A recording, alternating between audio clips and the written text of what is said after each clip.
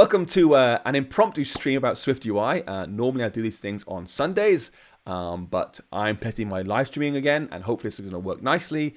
So we're going to do an impromptu stream about SwiftUI, and if you have questions, the best way to do that is to ask in the chat area.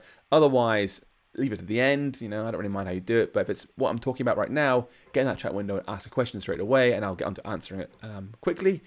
I'm just going to go ahead and dive into SwiftUI over here. I am running Catalina, by the way, so you'll see this live preview on the left here showing you what I'm typing as I'm working, which if you have Catalina is really, really great in SwiftUI. So when it says here, hello world, I should be able to say this instead, not hello world, but say, goodbye world. And as I type, you'll see it appear on the right straight away, like instantly, which is super, super nice. That's one of the best things about SwiftUI. On Catalina. If you haven't got Catalina, you've got to press Command R to build and run your code every single time. So you get the same result, but it's just a little bit slower. One thing I should say is that the simulator performs all sorts of interesting swizzling to make Swift compile that quickly. When you're typing in here, hello world, it appears immediately on the right, and we all know Swift does not compile that quickly.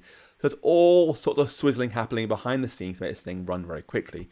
If you hit a problem where you're like, isn't quite looking right in the simulator, in the canvas area, run it in the actual simulator.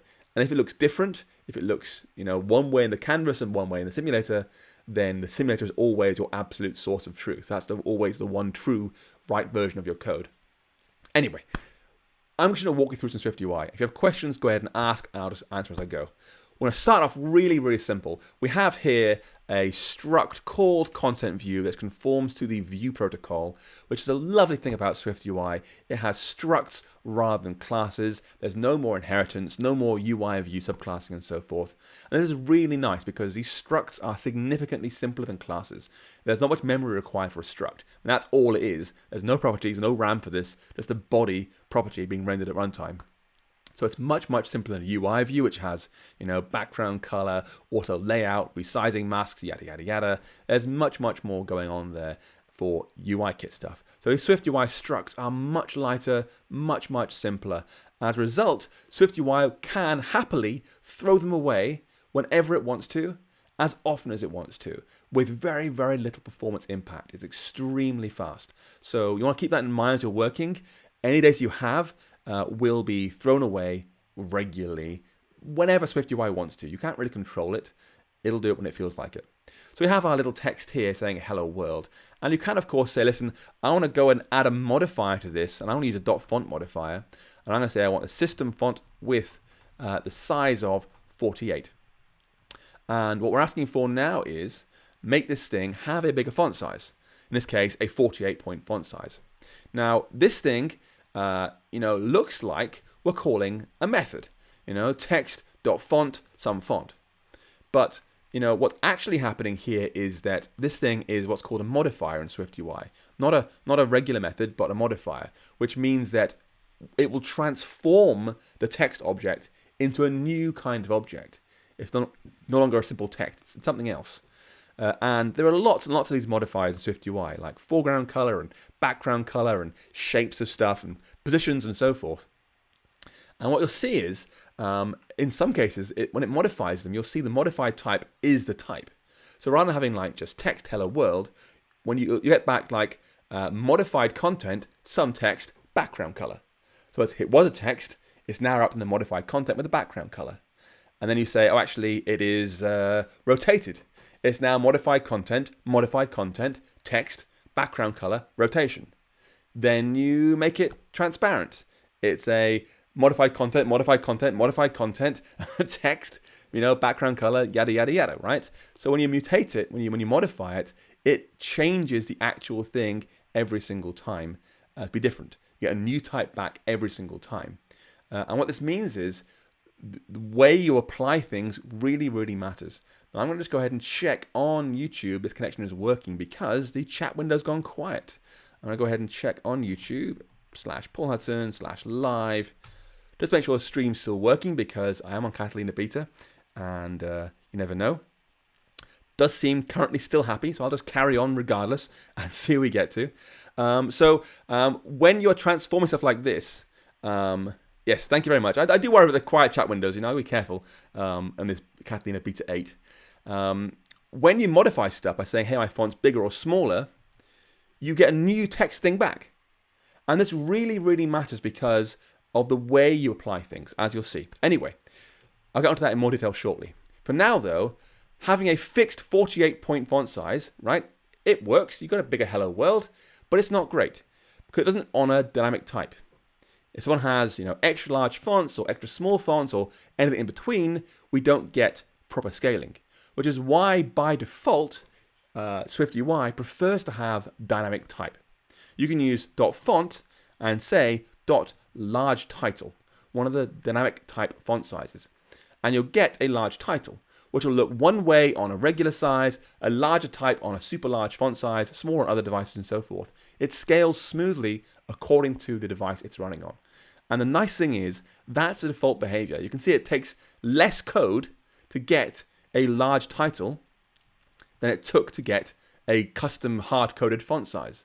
You know, you want to have ideally large title or, you know, .headline or .caption, whatever you want to choose. That's your default font choice as you go. And it really, really matters.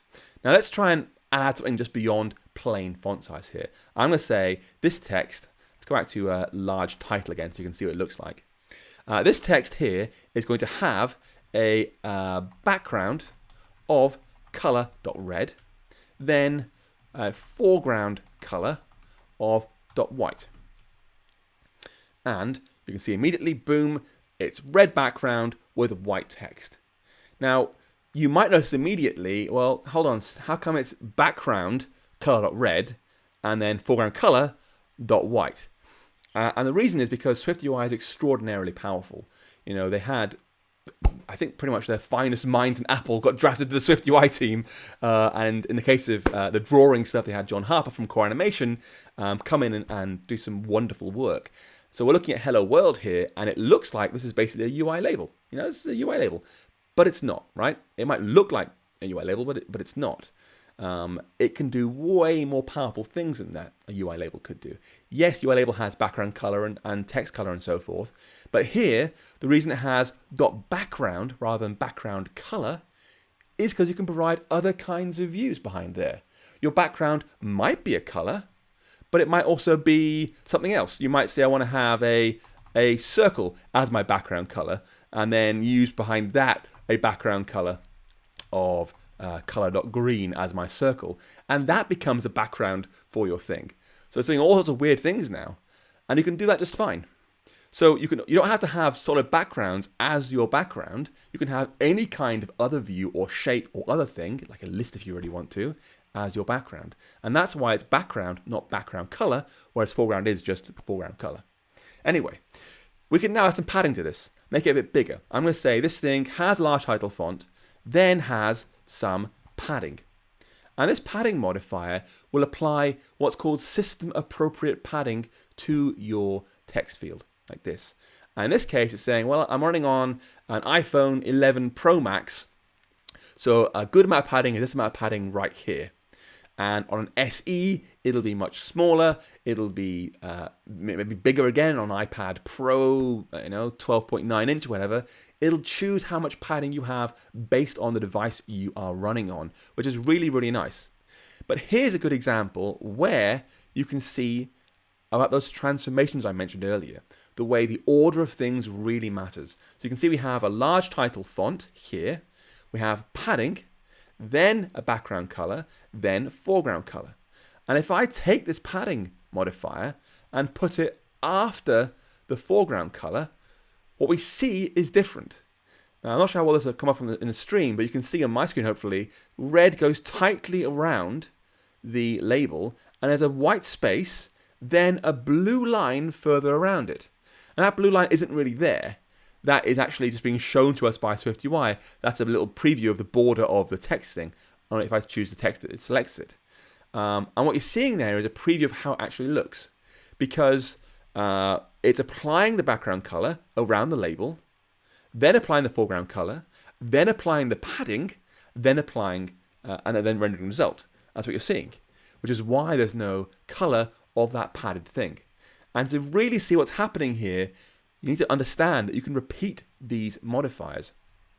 We could say, for example, we have our hello world text in large title with red, and I'll say, let's do padding immediately, like that, boom.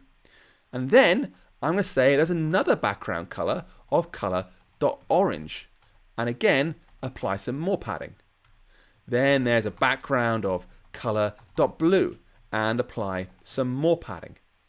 And when that renders, all being well, have a little think about it, in slow motion, boom.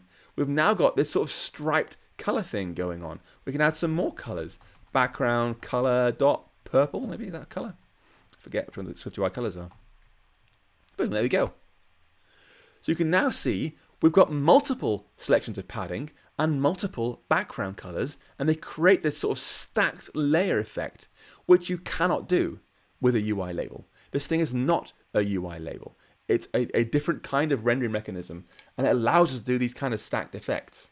And that's a transformation in action. When you apply a background color red, you're getting back a new view type, a modified content view type with a background color of red and text inside it, right?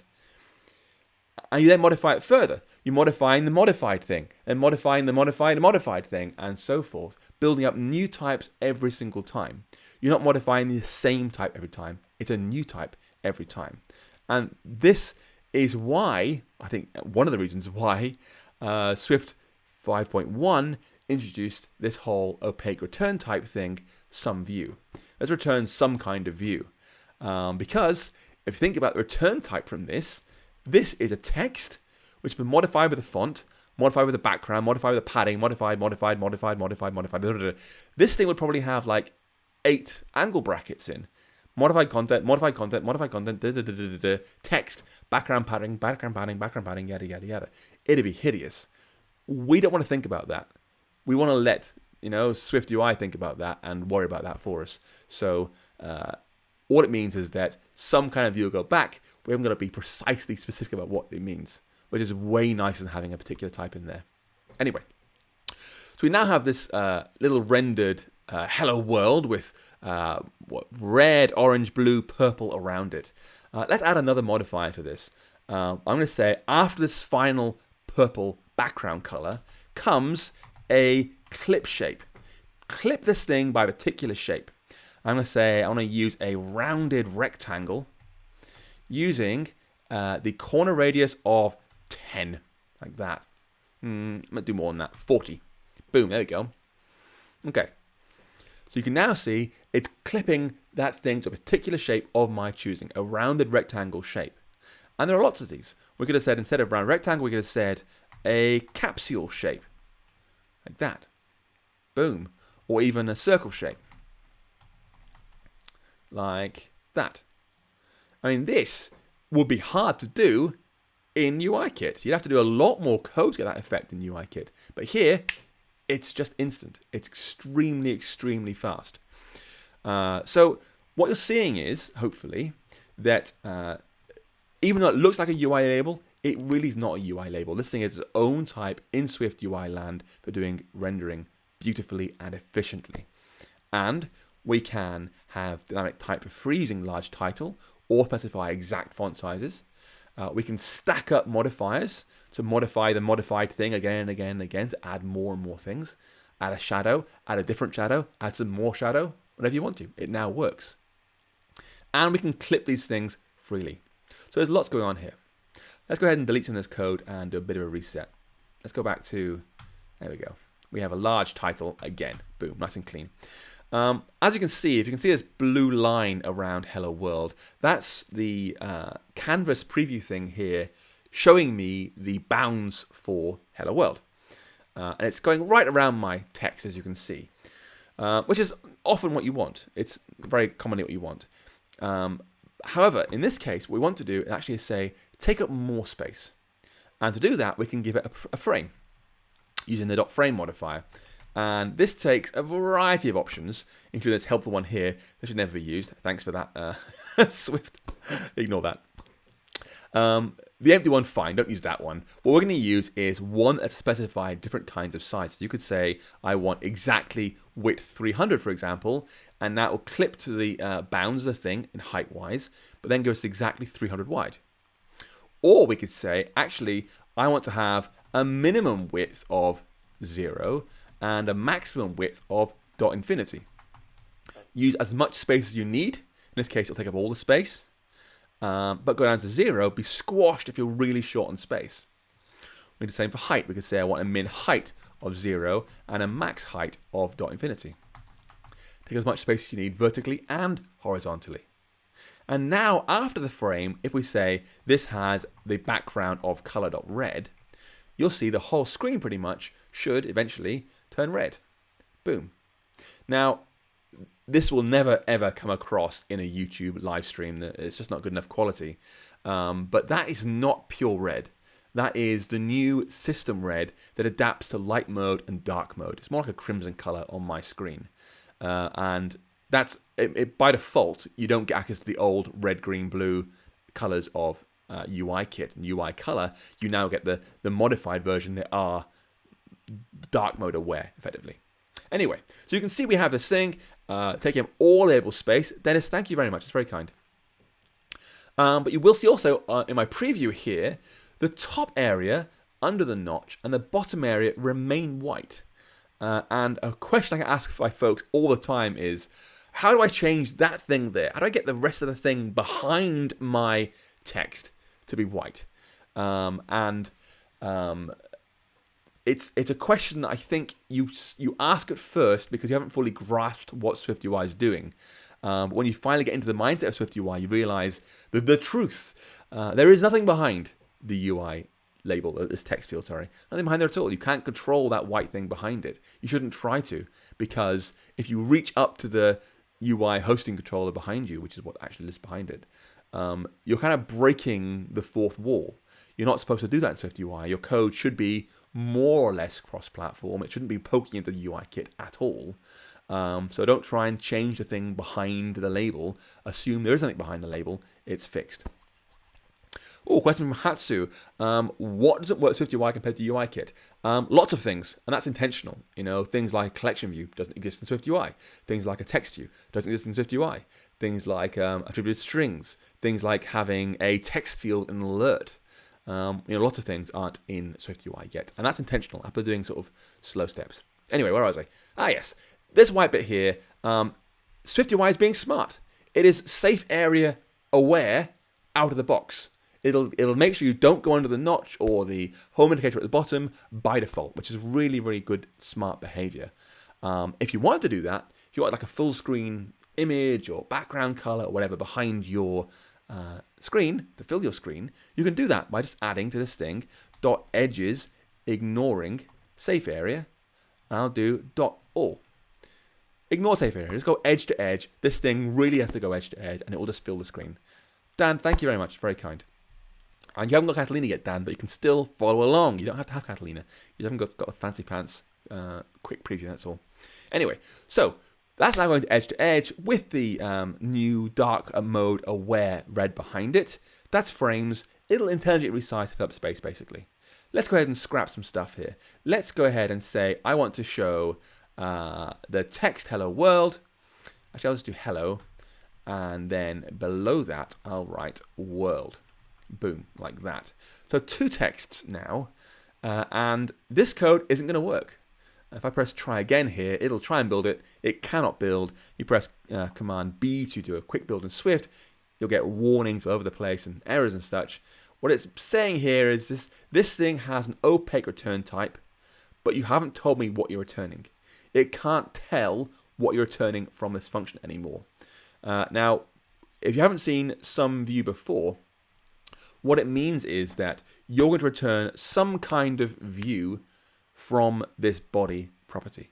You don't know what, but some kind of view. You can't return 0 views. You can't return 10 views, 2 views, 5 views, 100 views. Got to be exactly one kind of view. And also, this is a real important proviso, it's got to be the same kind of view every time. You couldn't do like if bool.random do text, otherwise do image.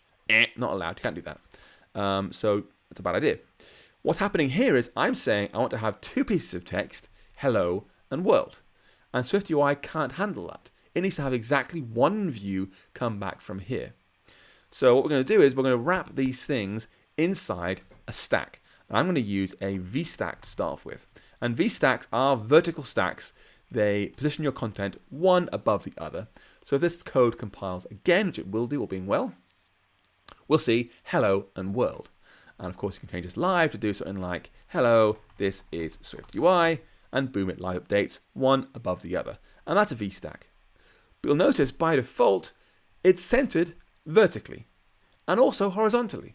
So the Vstack, this thing here, sits in the vertical center of the screen, and the texts inside the Vstack are also centered, which may be what you want, it may not be what you want.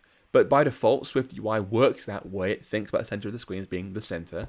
And if you want to do something different, if you want to change the way things are aligned, you want to tell SwiftUI what you actually want.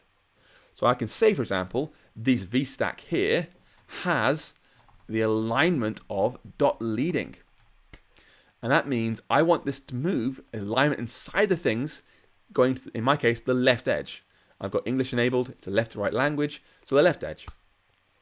And for the alignment here, you'll see there is no left and right. You know, UIKit auto layout and obviously AppKit auto layout gave us leading and trailing, but also left and right, because they hadn't really planned through on that one particularly well. SwiftUI doesn't give you the option.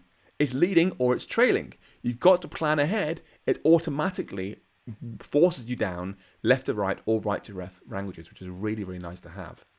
So now I've said leading, it'll mean everything inside there, push it to the left of the Vstack like that to keep them left aligned in my case.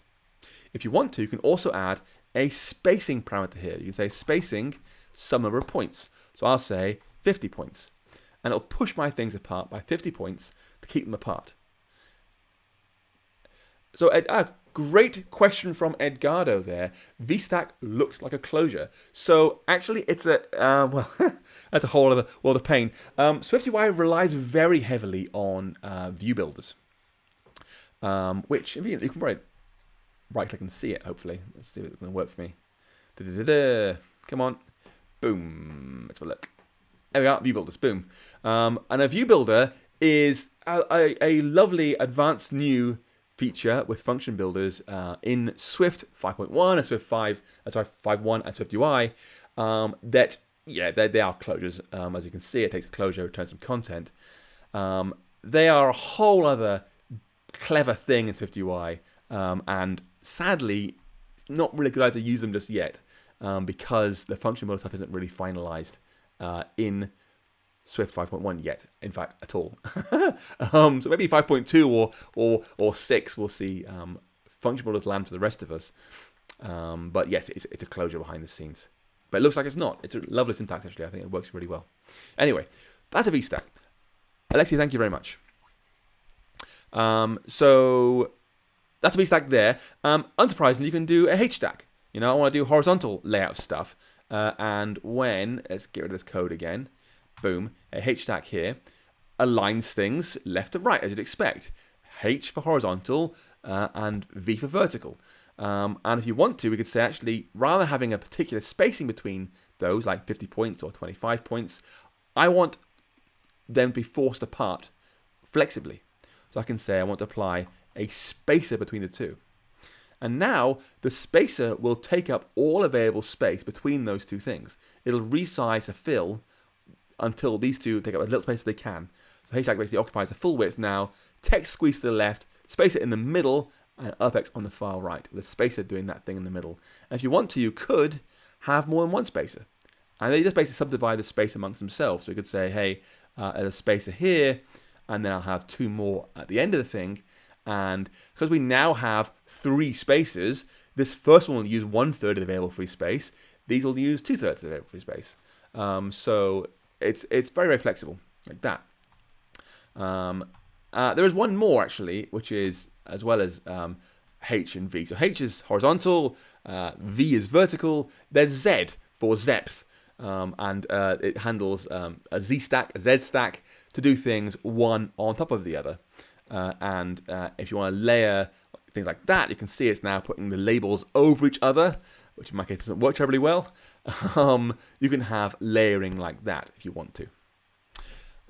Questions. Rust. Project's going to build SwiftUI. No, I can't. No, sorry. Yoel, what about anchoring it from top to bottom? I'm not sure what you mean, Yoel. Sorry. You mean like push it to the top, like all the way to the top? To clarify your question, sorry. What if you have two large text and one spacer in the middle? So if you have like a huge piece of text, I think you mean. So if I had like hstack, spacer, and then hello, this is a long string. Look at that. That's pretty clever, actually. It did a good job of making that work quite nicely, I think.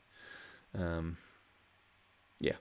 You can, if you want to, control layout priority as well. You could say dot layout priority of 1 to force the way SwiftUI thinks about different kinds of text if you really want to. I've now said this thing's really important, so it'll wrap the other thing ahead of time, which is maybe what you want. Who knows? Anyway. So that is hstack with some text and a spacer. Let's have a look at something slightly more interesting. If we have an array of content, we can repeat it multiple times. So if I had like a hstack here, I could say for each, I'll do an array of 1, 2, and 3. Some number comes in, I'll do text of, and then string interpolation, number like that.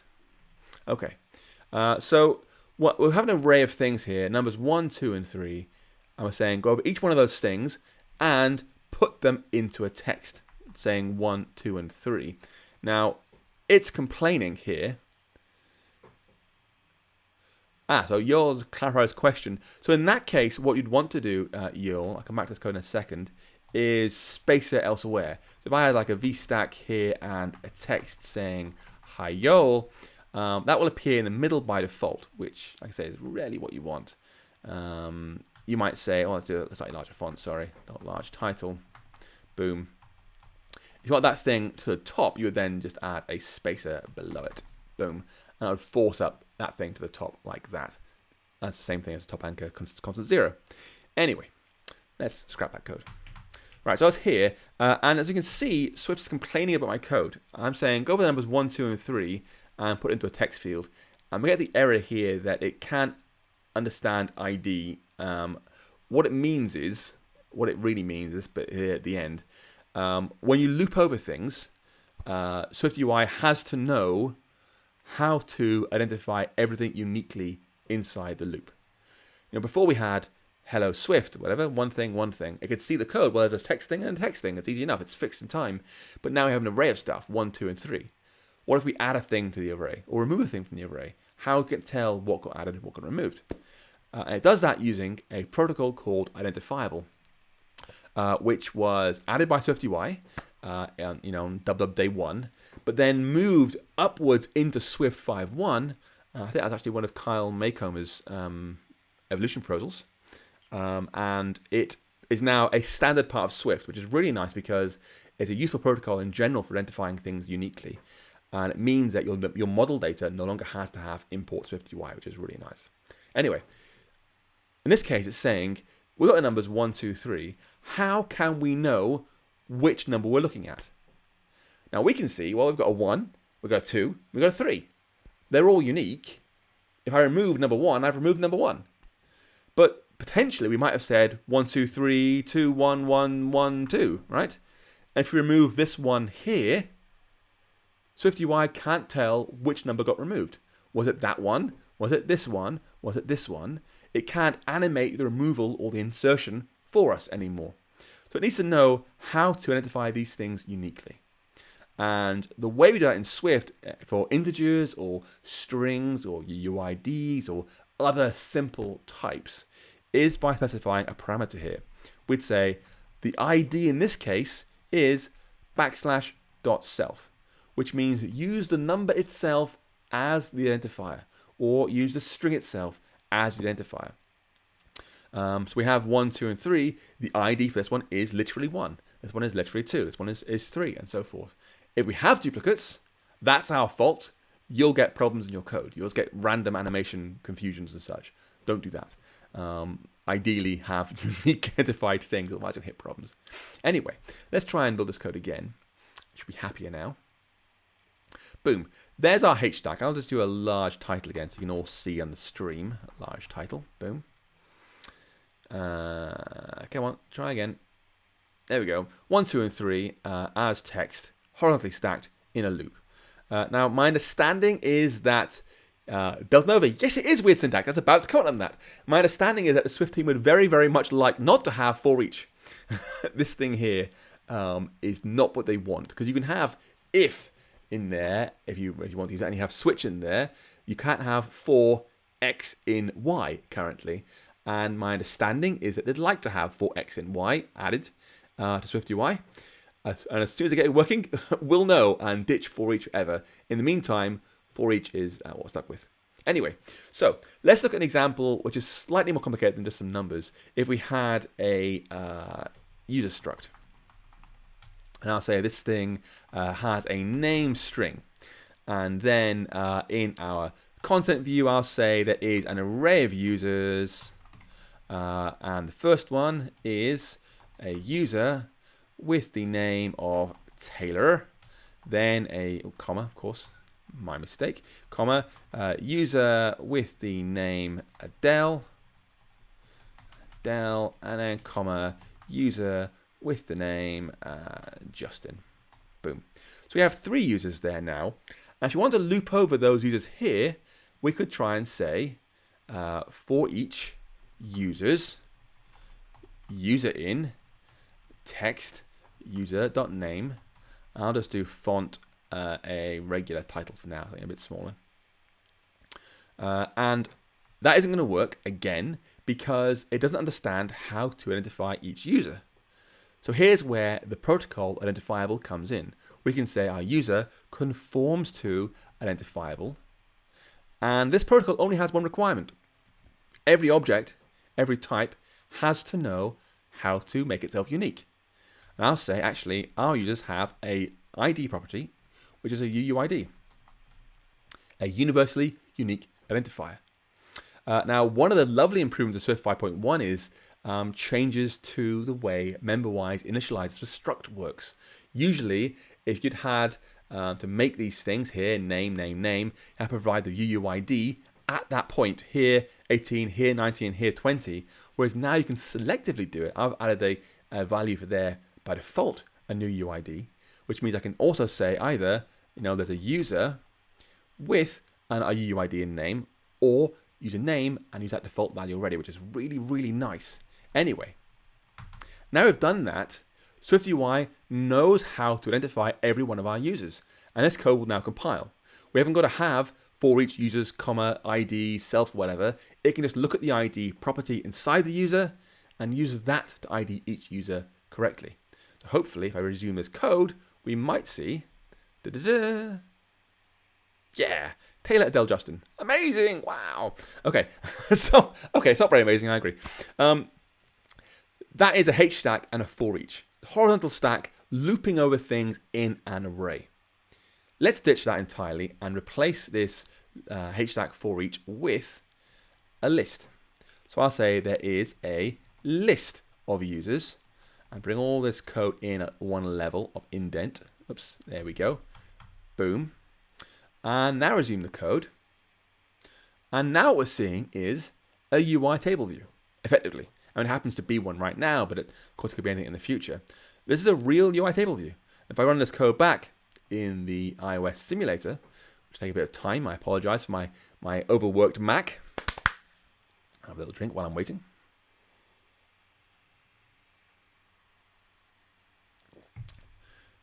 Do I have a simulator? Oh, it's launching now. Great. Yep, thank you. That's very kind of you. Okay, here's an 11 Pro Max simulator running our astonishingly great SwiftUI app. Hopefully. What's this thing down here? What are you? Might try and kill this thing here. Boom. Okay, there we go. It's table view. You can swipe it around. It'll bounce around that you want to, exactly like. Edgardo's asking, It's not tables under the hood though. I believe it is at this point. It is table view. It might not be in the future, and that's one of the powerful and important things about SwiftUI. Yes, it mostly backs onto UIKit right now. Has navigation controls, has buttons, has tables, and has alerts and so forth. But in the future, that could change. It could be based on AppKit or UXKit or I don't care what kit. And as long as you aren't sort of digging into the UIKit part to make it do things it wasn't really designed to do, your code will just carry on working. So it's kind of Apple weaning us off this hard UIKit dependence, which is really, really nice to have. Anyway, so that's an actual table view there. Dan K, does list require identifiable items as well? Yes, same thing. A list, in this case, it's a dynamic list. Now, I should say, actually, we could have done a static list. So if I had like list of stuff, I could have gone text, hello, text, Dan. Oh, Dan, there we go, text. I can't type. Anyway, like that, and had a static list of stuff. And of course, that doesn't require identifiable anything. It's just a static list of stuff, right? They're identifiable because the stuff's hard-coded. You can see, hello, Dan, I can't type. It just appears straight away. There's no identifiable there whatsoever. But if you want to have a list of dynamic stuff coming from an array or a core data fetch request or whatever you want to do, then you have to make sure they are identifiable. That's a requirement. Anyway, undo. There we go. Boom. Our text of users. So we have, go on, try again. We have, more questions coming in. Can you mix static and dynamic cells? Honestly, SwiftUI lets you do quite remarkable things because you can, I mean, honestly, if you think about, I'll just show you. It's much easier to show you, right?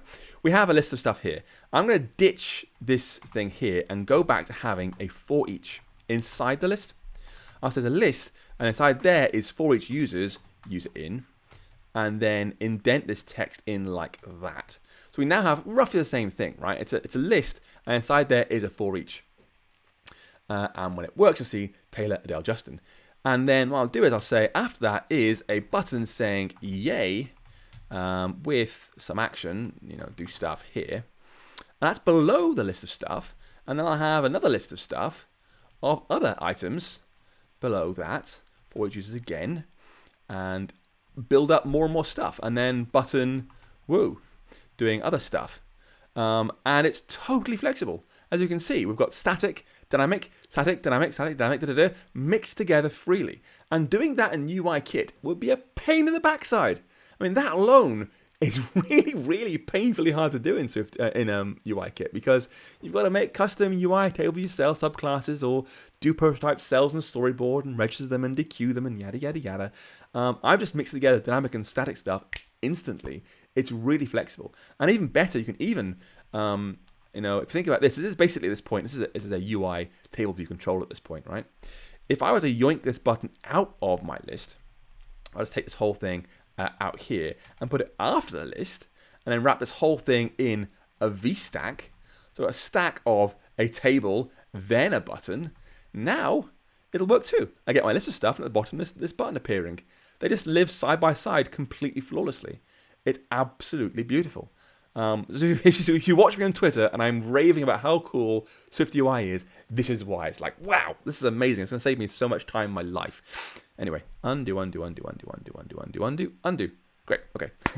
Back to where we were. For each user's text, username, font, title. Dynamic list right here.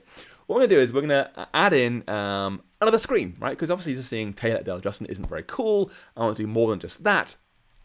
I'm going to put this thing inside a UI navigation controller. More or less. I don't quite know what's going on.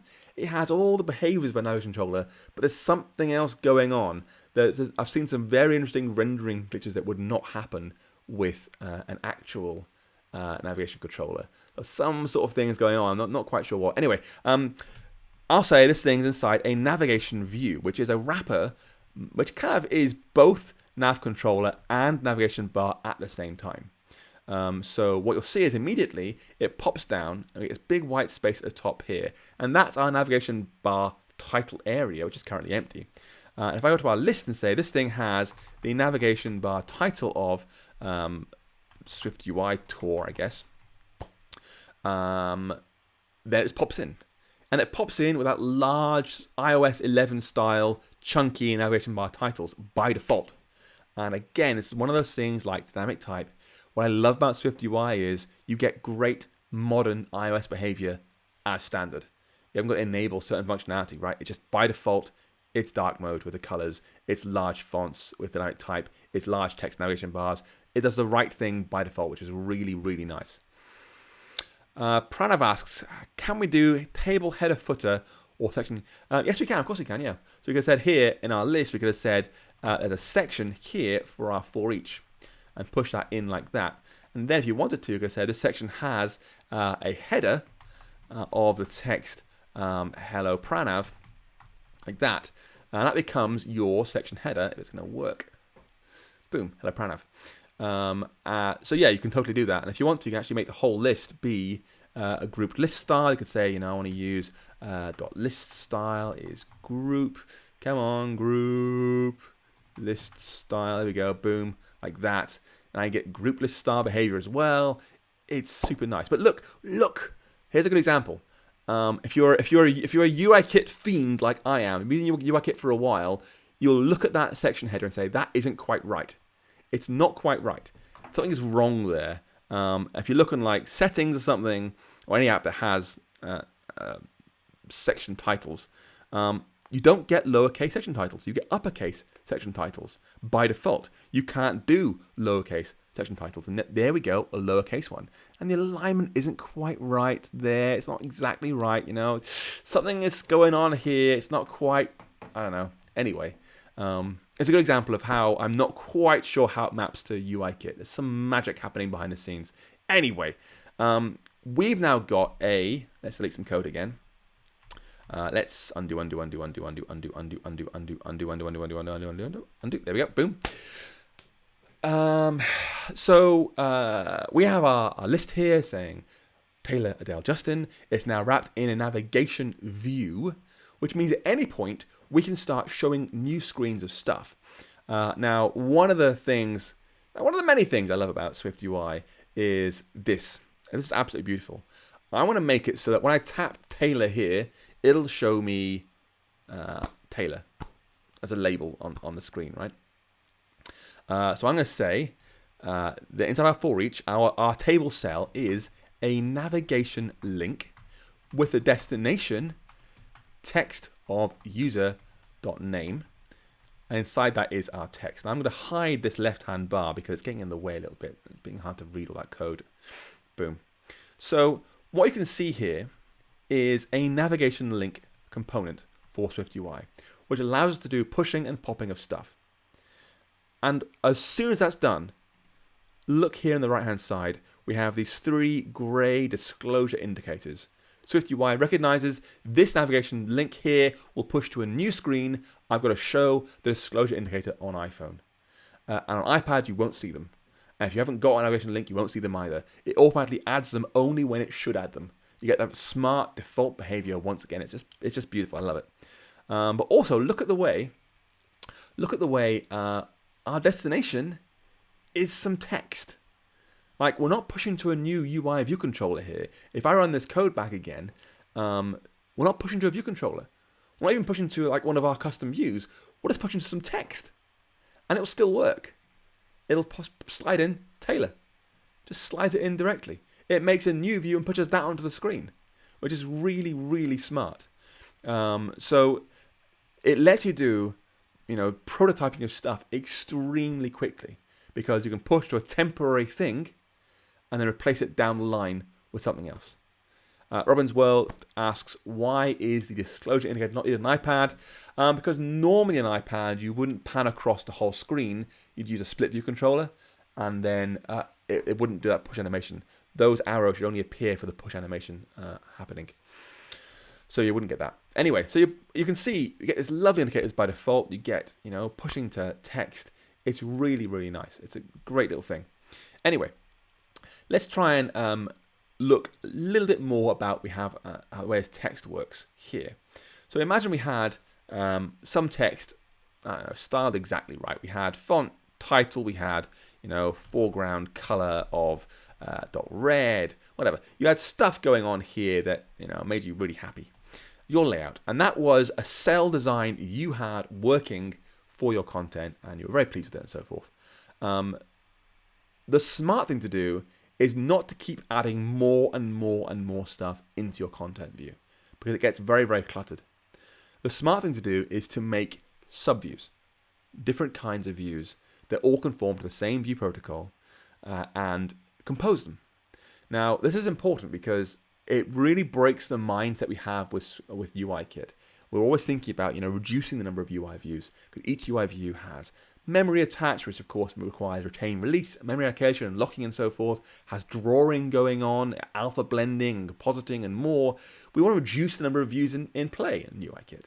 But in SwiftUI, there's not a one-to-one mapping between SwiftUI and UIKit.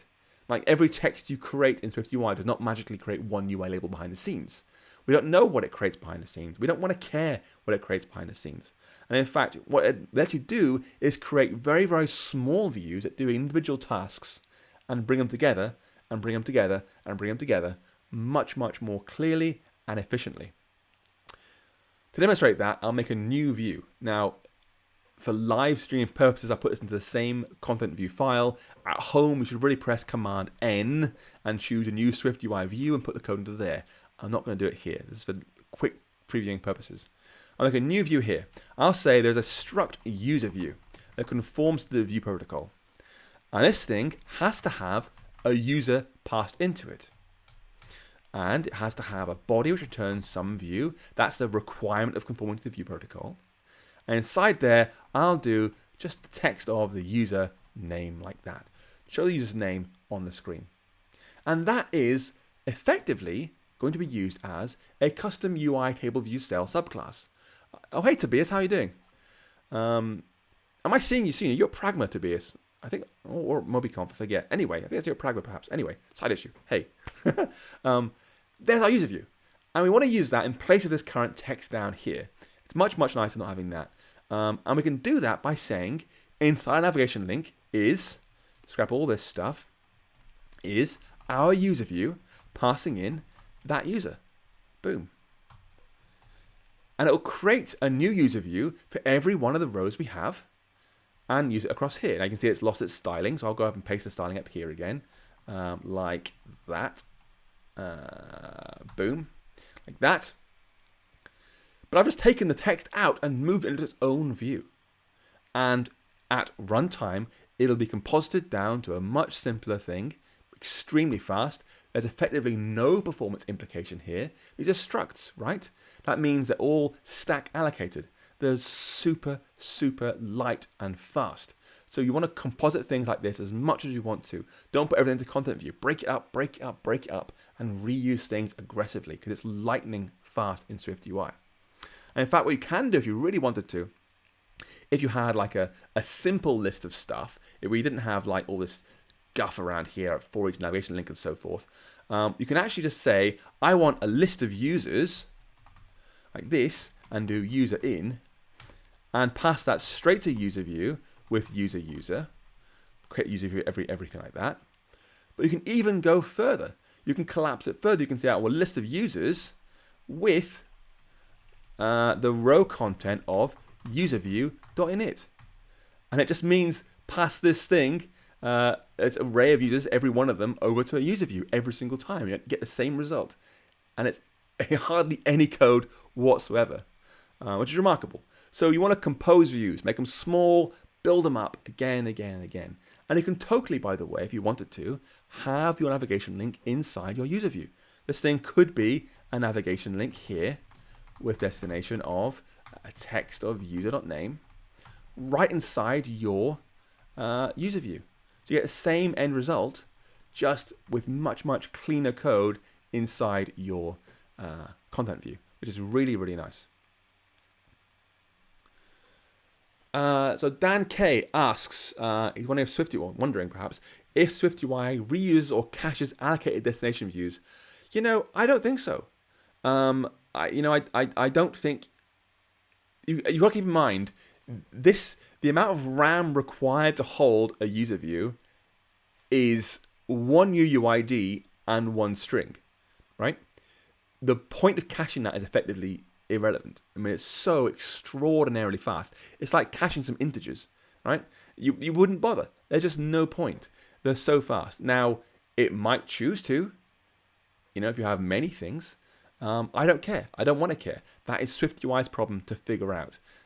So yeah, it's super, super fast. Don't worry about caching it because it's just so fast at doing stuff. Anyway, let's roll back some of this code. We've got stacks of code so far. Let's get rid of some of this stuff. Sorry, it's all very impromptu, so I'm kind of winging it as I go. Get rid of all this stuff.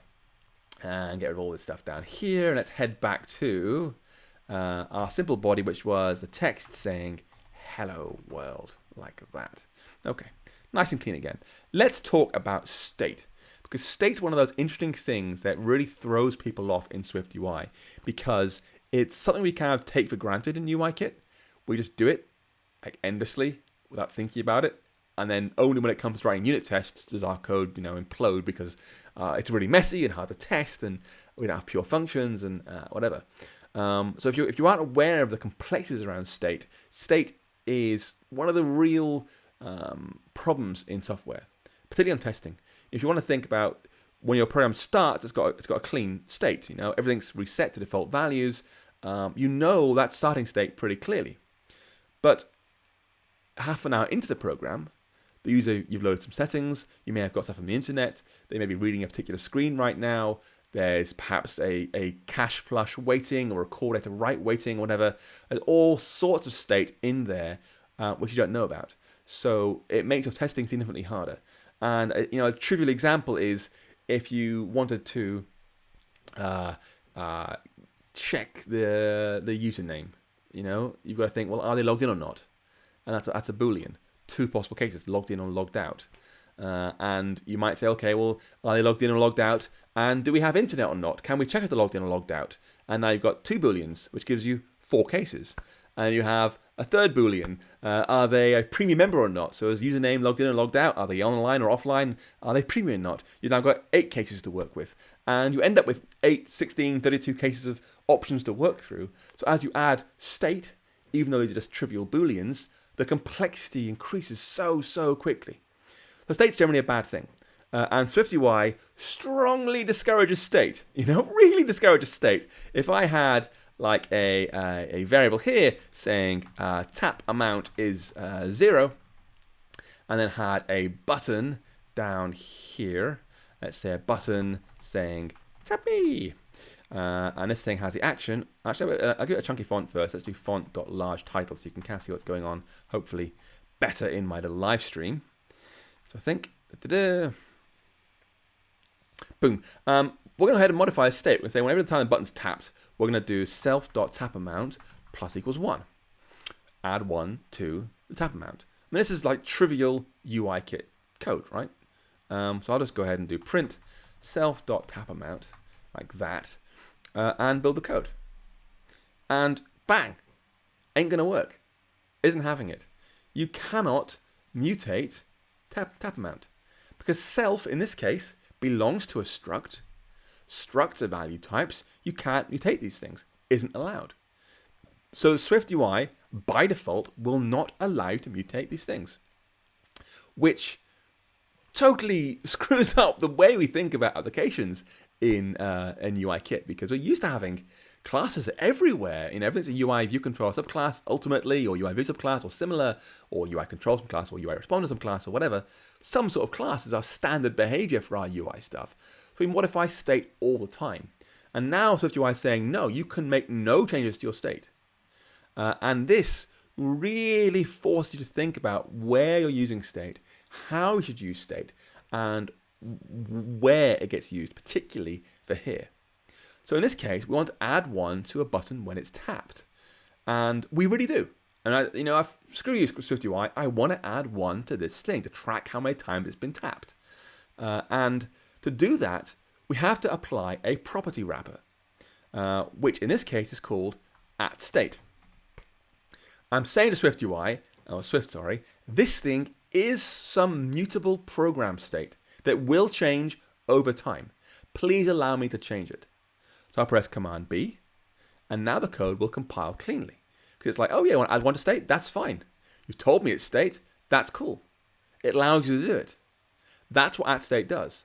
Now, this for, long time Swift developers, or as long as you can be in Swift, set off all sorts of alarm bells when modifying a struct. How the heck are we modifying a value type that isn't allowed?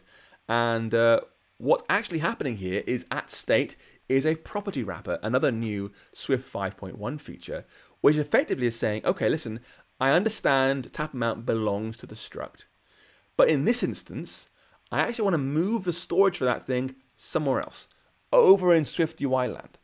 Take this memory for the integer and store it in SwiftUI, not in my struct. And that is a mutable area.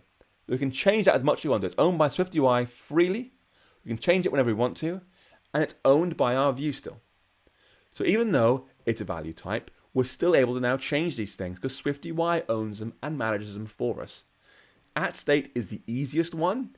It's designed for primitive types like integers and strings and similar things like that, arrays of stuff. But it's particularly designed for data that's owned by a single view. This thing made that data, it owns that data, it's mine.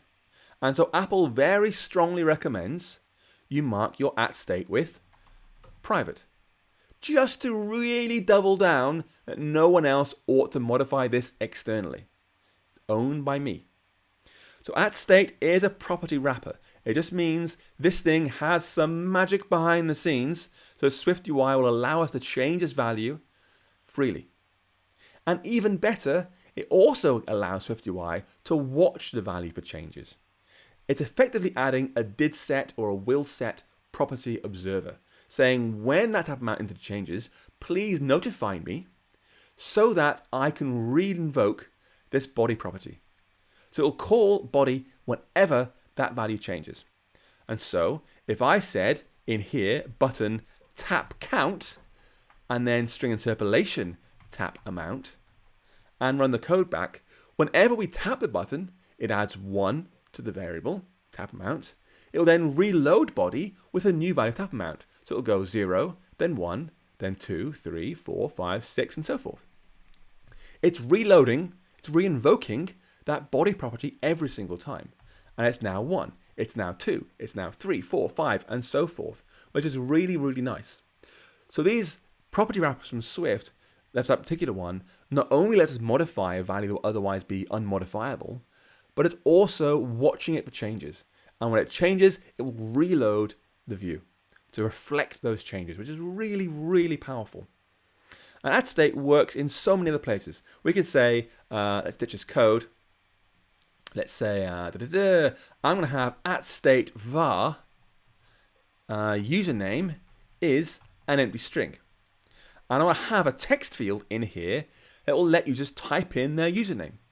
So I'll say there is a Vstack with a text field like that. And I'll say enter your name as the placeholder and the text of $name. And below that, a text of hello name. Boom, like that. Now, you can see here we have a Vstack, easy enough, one thing above another thing. We have a text field. It's like a UI text field. Lets you just type into stuff. Has a placeholder, enter your name. In iOS, that'll be rendered as grey text inside the text box. Then we have text $name. And that's where the logic might break down a little bit. You're like, what the heck do these dollar signs do? And honestly, if you're at DubDub or watching DubDub, this was one of the hardest things to do, was to see a whole new UI toolkit in front of you, plus new Swift language features, @signs and dollar signs all over the place, as well as a new UI framework. And so it's challenging on two levels. Now, you've got to keep in mind that this text field, we can say, hey, text field, show some text. If it's Swift UI, I'd say, my text field .text equals hello world, right, in UIKit land. But we also want this thing to write the value back again. So it's not only reading the value, not only reading the username, showing the username, but when they type into the text box, we want to update that property as well, to change the username property to be whatever they type into the text view. And that's what the dollar sign lets us do. Let's attach this text field to the underlying value of our property wrapper. Digs into it and says, okay, read it, but also write it back there as the text field changes. And so down here we have text hello name, read the name property. There's no dollar sign here. It's not writing it, it's just reading it. That will update to match whatever's put into the text field automatically. I press Command R to build and run. It will complain, I've got a numpty error somewhere. Or I screwed up. Oh yeah, username. Sorry. That's a really obvious error. Thank you very much, David. Command R. Oh, that was a great error actually. Sorry, undo. Is that going to show me an error? Yeah. Okay. That error up here was not helpful. Yeah, that's a good SwiftUI thing because it'll often get things wrong. It does at least point out correctly here. Null name isn't correct, but it should be done username. Very often in SwiftUI, you'll get very, very bad error messages. It's not your fault. It's Swift's fault. They're getting better. They know it's a problem. Anyway, Command R. Let's try again. So I've attached the text field with a two-way binding, read and write the text field. As you can see, there's no border there, so I'll add a border here to make it easier to read. We'll do .text field style is rounded border text field style. Boom. I can't pronounce username. Kator. Thank you very much. Okay, there is our little text field. I type into this box. I will. Thank you very much. I will type in Paul, and see immediately as I type, every letter as I type, it goes to the text thing below. Immediately, it just does. Okay, it's going to rewrite username every time the text fields have something typed into it. And whenever that state changes, it will re-invoke the body automatically. And it re-invokes the body, it'll say, okay, now there's a new username value. Hello P, hello PA, hello PAU, hello PAUL, and so forth. So as you type, it immediately goes into there. Someone mentioned briefly a moment ago about delegates. Yeah, it's gone. Sunil, there you are. So there's no delegates anymore. There's no delegate. You don't need it. It's gone. It's just gone away. You just say, send this thing back, and it'll send it back. It's significantly easier to work with. And this applies to so many other places. You have to use things like KVO or KVC to try and read stuff. It's gone away. For example, we might have said, let's do private var slide amount is 0.0. And now we can say there is a slider with the value of $slide amount. And I'll just do amount colon slide amount, like that. Show my slide amount directly in the thing. And I press Command R. And it just matched it in straight away. So there's no more, value change connection from the slider, read the slider value in an IB outlet or IB action. It's just gone away. You're saving that value directly to some state where SwiftUI happens to be watching, and it will re-invoke the view automatically. It's quite brilliant. Katie Arthur, that's quite a complicated question to ask in a live stream, so perhaps at the end, if you still have that question, we can talk about it then. Let's try something else. One of the nice features of SwiftUI. Let's do AtState var favorite food equals pizza. Everything is Chris. You mentioned Apple frowning upon this. No, Apple wants you to use private for AtState. They frown upon public AtState.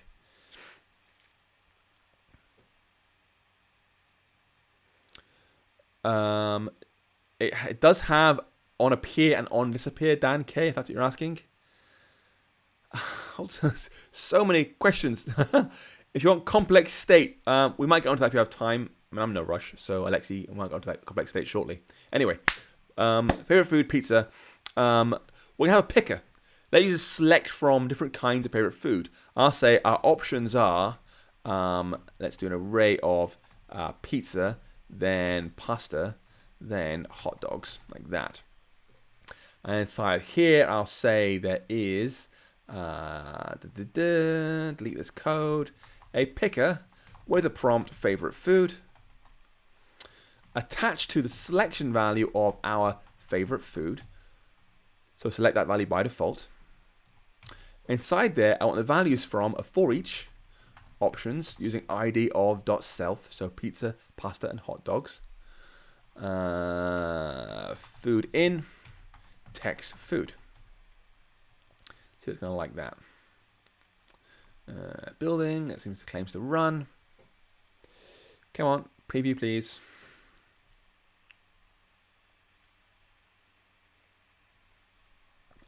Totally failed. Excellent. There we go. We get a picker, which in iOS, of course, is a wheel effect picker. There are other picker styles. If you do picker style here, you can say segment control, whatever, and get a segmented control if you really want to. So left and right selectable. You know, it's a picker. You can do what you like with. I think it's really nice, by the way, they've merged segmented controls and pickers because they are very, very similar things, which is nice. Anyway, let's try something else. Let's say a button. You've seen the buttons already. They work very nicely. But as obviously, toggle buttons are separate. We could say there is some state here saying private var showing all options equals false. And then in our options here, I'm going to say there is, let's do a list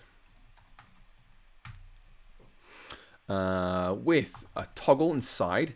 And this is bound to a simple boolean is on. I'll do showing all options with the text of showing all options. And below that, I'll do some text saying more options here, like that. That code built in RUM should see a toggle and some text. Boom. Now, one of the nice things about SwiftUI is, again, it dynamically runs body every time it changes. So we actually have an if around this. We can say if showing all options, then more options here. And what will happen is now we're going to get that extra row visible only if that toggle is selected. I can toggle it on, it just pops in. Boom. You can even add, after the thing here, you can add .animation and say, please animate this change for me, sliding in, sliding out. And you get a much, much smoother thing. It slides in and out like that. Much, much nicer. And you know what? We are animating a Boolean. You know, it's true or false, but now it correctly understands it's going from true to false, but animate any changes resulting from that. It'll animate the insertion of this text, which is really, really nice. Yes, it is very slick, I agree. Okay, so this is examples, these are all examples of state, AtState in particular, the AtState property wrapper for simple primitive types like booleans and integers and strings and arrays of stuff. If you have complicated types, i.e. external types that should be shared, then you don't use AtState anymore because AtState looks for the exact value of that thing changing. So it goes from true to false, boom, will set or did set, modify it, right? That is no longer possible with reference types. You know, if you want to have two views having the same bit of data, the same user data or same settings data or same network data, whatever it is you're sharing, it can't watch individual properties for changing because they're done separately. There's a reference type, right? So Swift handles them separately. Let's try it out. I'm going to make a new class up here for our user. And this thing has a username. I'll give it an empty string by default because I'm being lazy. Now what we want to do is we want to have that user inside our content view. We want to have, var user equals user. But AtState is the wrong thing to do here because the user itself isn't changing. A value inside it is changing. And that's more complicated. SwiftUI can't just figure it out by itself. Instead, we have to make a few changes. We have to say this class is going to be observed by SwiftUI. And to do that in SwiftUI, there's a new protocol called observable object. This thing might be observed by one or more views in SwiftUI. Could be 0 views, could be 10 views. We don't really care. It's just a number of views. And that allows it to be used inside SwiftUI immediately. But it won't announce changes. Like when name changes, it'll change a string. Happens silently. But if you want it to change and tell SwiftUI, hey, this thing changed, which is where the whole reinvoke of body will happen, it'll reload your view, then you've got to use another property wrapper. And there are lots of these things. You want to say at published var name, which means when name changes, notify any SwiftUI view that important changes happened, and they will in turn reload their body to update themselves to show those new changes. So you want to conform to observable object, then make any properties that should be told the world about at published var name, at published var age, whatever you want to do in there. And now in our content view, we can use at observed object. This is a third-party object that we may own, may come somewhere else, and all we're saying is this thing should be watched for changes. And when it announces any changes in its properties, reload our view. So we can say we have our Vstack with a text field again, text field for enter your name, and to be attached to the text of $user.name, the name inside our user, and then text hello user.name, like that. And we end up with the same result, except now, it's erroring because I'm being a numpty probably. Text field style, where did that come from? Text field, no, text field, boom. Except now we've said this object is a reference type that can be passed around elsewhere. It can be shared in 2, 3, 4, 5 views. We don't care. And they'll all watch for changes, which is a really, really powerful feature because it allows you to have 4 views, like 4 tabs, for example, in a tab bar application, all watching the same data. And when it changes anywhere in the application, they'll all reload immediately to show those changes. It's super nice. There's one level higher than this, which Dimitri is very keen to get to. Well, actually, he's one level on again. Environment is something else entirely, which is environment objects, which is it is effectively a singleton, which really scares people. But I ask folks to think about singletons and say, well, listen, we know singletons are bad, right? I agree singletons are bad. But why are they bad? Why are we scared of singletons? And it's things like, well, we don't know who's changing the value. We can't control it being accessed from anywhere. There are a number of legitimate reasons why it's bad. How can you watch for it being changed? How can you be notified when it changes? Yada, yada, yada. There are lots of reasons why singletons might be bad. And actually, many of them are resolved fully by environment objects, which are specialized singletons, but SwiftUI automatically becomes responsible for watching for changes and notifying of changes and reloading because of changes. It removes a lot of the pain points of singletons while still being singletons. And what it let you do is, if you think about, if we had let's do a bit of code here. Let's say we have a navigation view here. Then inside that we had a list of stuff here. And this thing here was a navigation view with a destination of text, hooray, whatever. If we had a little view hierarchy going on here, we've got a navigation view which will push to some sort of subview later on down the stack. And this is, fairly common in code. You want to have view A, which shows view B. View B shows view C. View C shows view D. Right? A layer of things being shown and hidden. And if you imagine view A has your database connection, right? View B says, okay, what's your username? Type in 2 straws.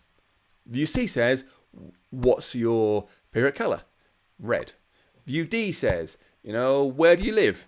UK. And so forth. Eventually you hit, view F or view E, where it's time to create your actual user and write it to the database. Now, view A had database. View B doesn't want it.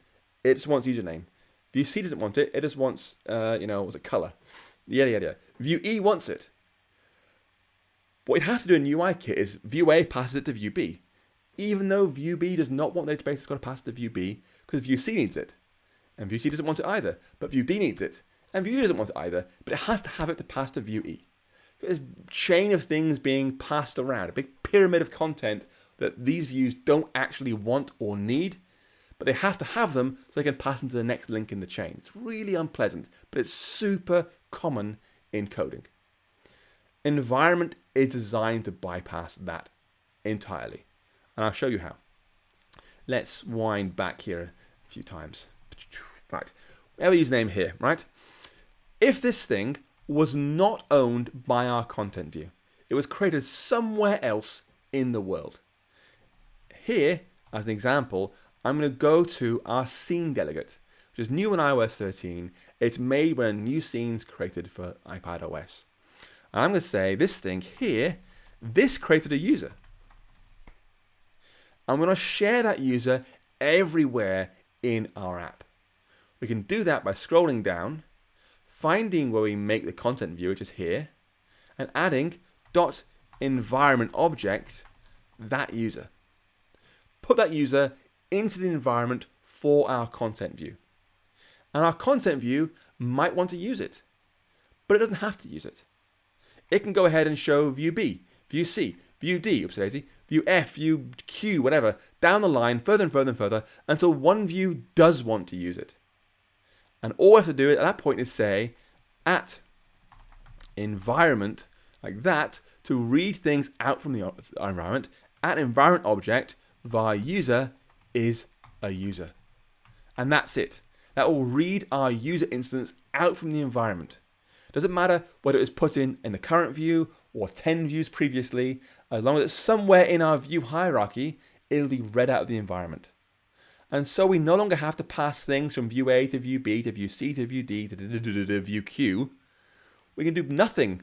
View A can have it, put it in the environment, view B can forget about it, view C can forget about it, and view Q can say, okay, now I want the user, and pull it out of the environment. It's way, way nicer, and it is the reader monad from Haskell, effectively, if you're into that kind of thing. And what's happening now is, if I try and preview the file, you'll see it's saying, we can't preview the file, it's crashing. It's crashing completely. I won't even preview anymore. If I press Command R, let's see what the live iOS simulator does. It should be different, all being well. It does not crash. Hello, SwiftUI. So it works great in a simulator, but it's crashing in the preview. And what's happening here is, at environment object, effectively is a wrapper saying, this user, I am not going to give it an initial value. I'm not going to give it value at all, because it's going to come from the environment. By the time this thing gets created, it'll definitely be in the environment. And if I'm wrong, allow my app to crash. And that's what's happening here. This SwiftUI preview is not coming from a scene delegate. It's coming from the code down here, a little content view preview provider, which just shows a content view. It has not got the user injected by the scene delegate, which is why it's crashing. We're saying it'll definitely have a user. It has not got a user. Bang, it's crashing. So to do that, you have to pass a user in. You could say, you know, .environment object, some sort of user, like that. Pass it in so it can have a user to work with, just for previewing purposes, mind you. This code here never hits production. And by the way, one thing that folks not necessarily realize is that this thing can be whatever you want to be. We could say, you know, I know this view will be inside a navigation view, so I'll do a navigation view around it, just for previewing purposes, just to see how it looks, basically. And you get a navigation view like that, and you can say, okay, well, I want to give you a navigation bar title and so forth of hello, and it's just for previewing purposes. It'll appear in there just to see how it looks, which is really, really nice thing to do. Anyway, undo. So that was why it's crashing, because it expects to find an environment object of type user, couldn't find it, bang. And that's exactly the same as an implicitly unwrapped optional. If you have, you know, user exclamation mark in, you know, regular Swift, it means this thing, I'm pretty sure will have a value. Don't make me check it every time. If I'm wrong, bang, crash. So,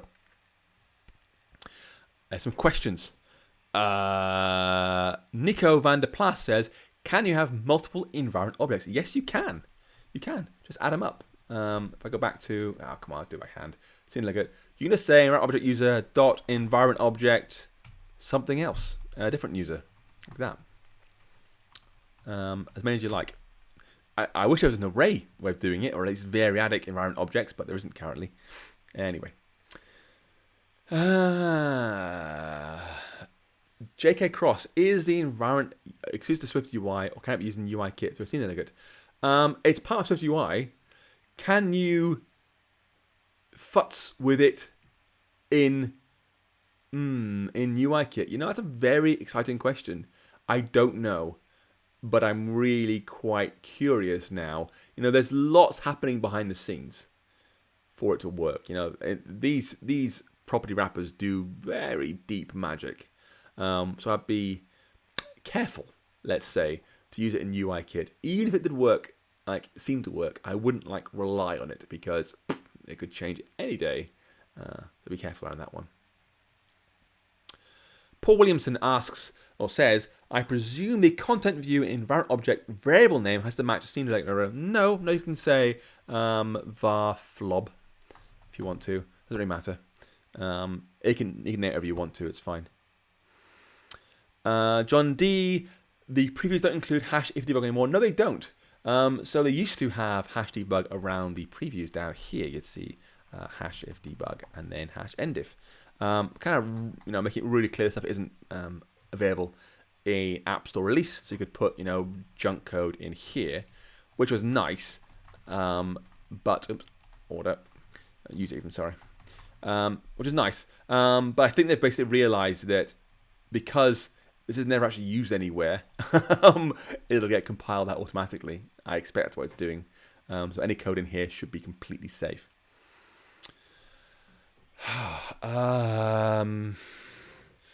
Atanas, can you import PDF kit? Yes, of course you can. Can you PDF view? Yes. You have to wrap PDF view yourself using a UI wrapper, which is fine if you have time for that. There is no SwiftUI version of that. And that's something that folks need to understand is that, you know, June the 1st, before WW started, only a select group of people, maybe 40 or so people, knew that SwiftUI existed.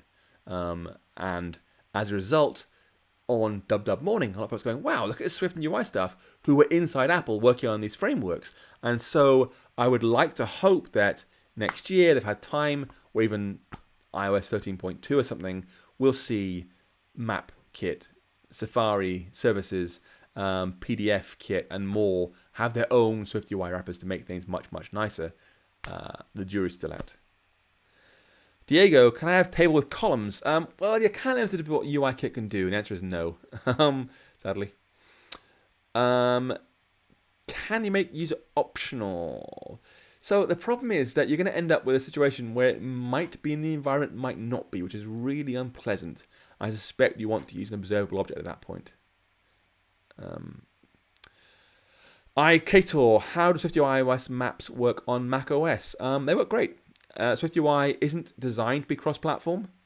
It's not like write once, run anywhere, like Java would be. It's more understand once, use anywhere.